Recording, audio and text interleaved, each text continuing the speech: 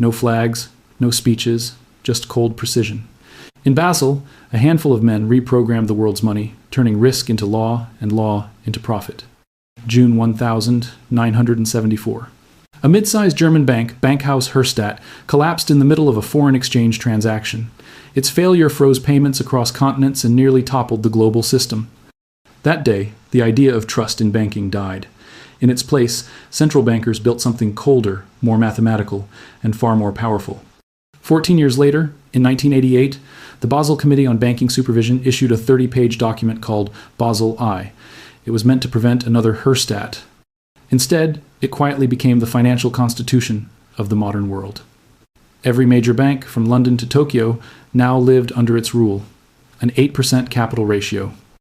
8%, an elegant, deceptively simple number that dictated how much risk a bank could take, how much credit flowed, and who received it. But behind that sterile ratio lay something explosive.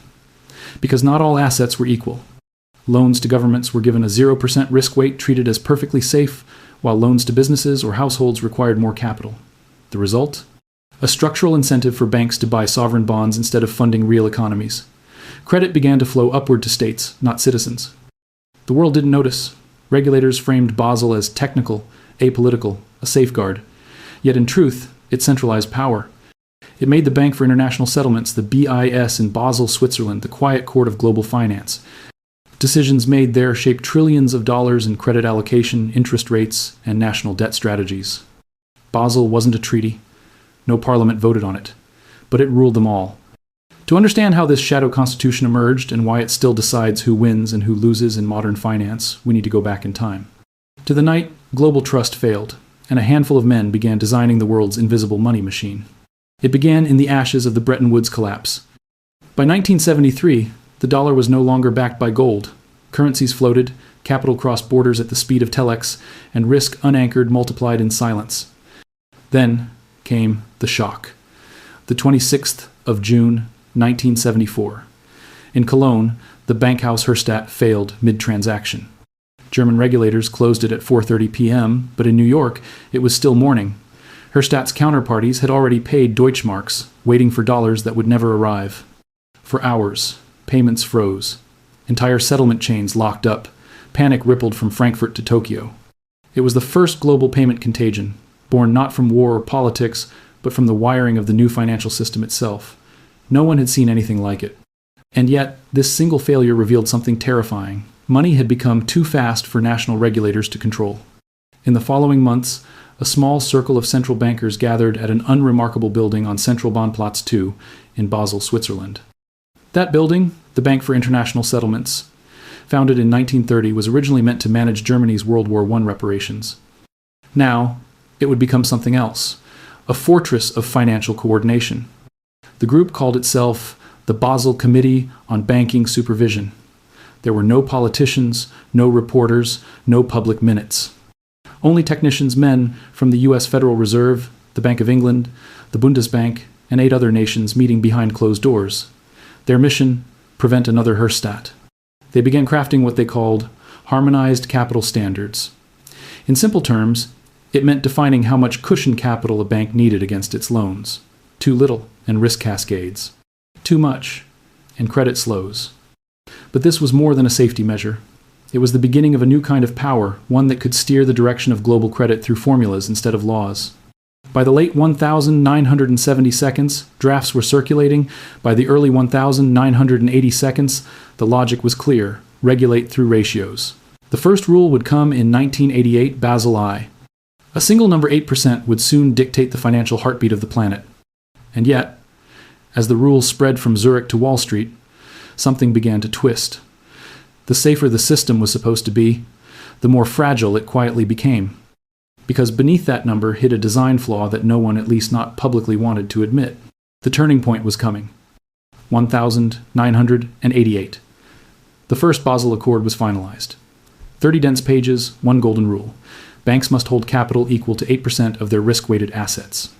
It sounded prudent, scientific, safe. But in finance, definitions decide destiny. Under Basel I, not all risk was treated equally. Government bonds, weighted at 0%. Home mortgages, 50%. Corporate loans, 100%. A quiet revolution followed. Banks realized they could slash capital requirements simply by swapping risky loans for safer sovereign debt. Credit shifted from entrepreneurs to governments. Public borrowing boomed, private investment slowed. By the mid-1990s, regulators congratulated themselves on stability. But stability built on formulas can mask danger. Banks began gaming the system, securitizing loans, slicing them into AAA-rated tranches, and parking them in off-balance sheet vehicles that magically lowered risk weights. Basel had created an incentive machine, rewarding creativity and hiding leverage. Then came Basel II, 2004, a new framework promising sophistication. Banks could now use their own mathematical models to calculate risk. It was the era of the quant, the algorithm, and the illusion of precision. Value-at-risk models told regulators that decades of data proved the system was safe, but history wasn't data, it was dynamite. In 2007-2008, the illusion shattered. Global banks held trillions in securities that, on paper, required almost no capital.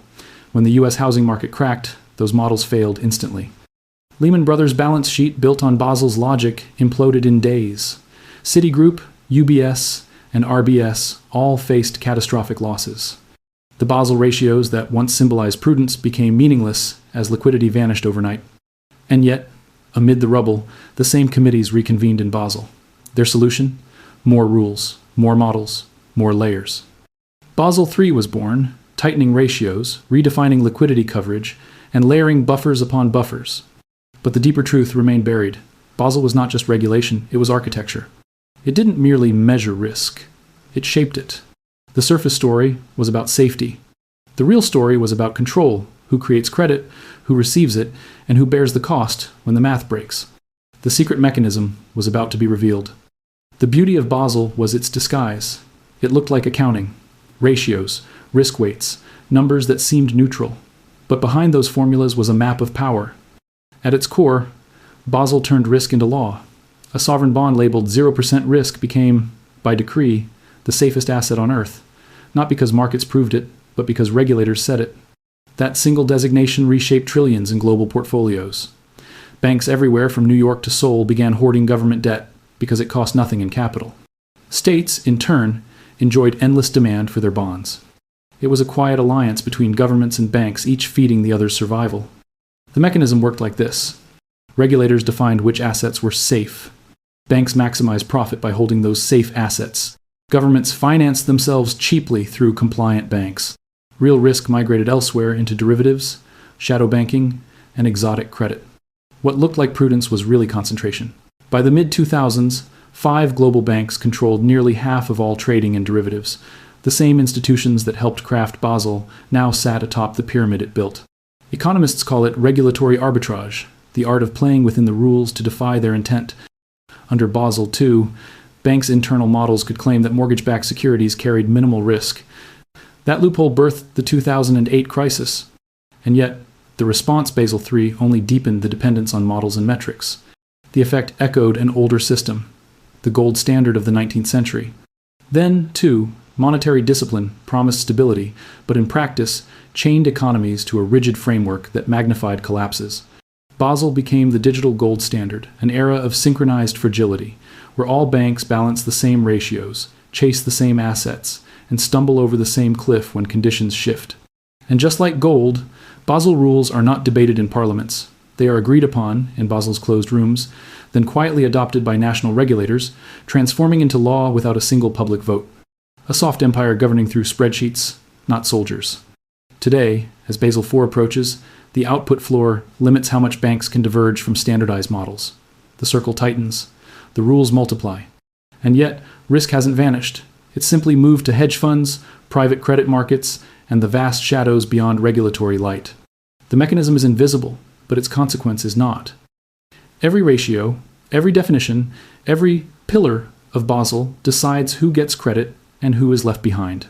Which brings us to now, when the same structure that promised safety is quietly steering the next crisis.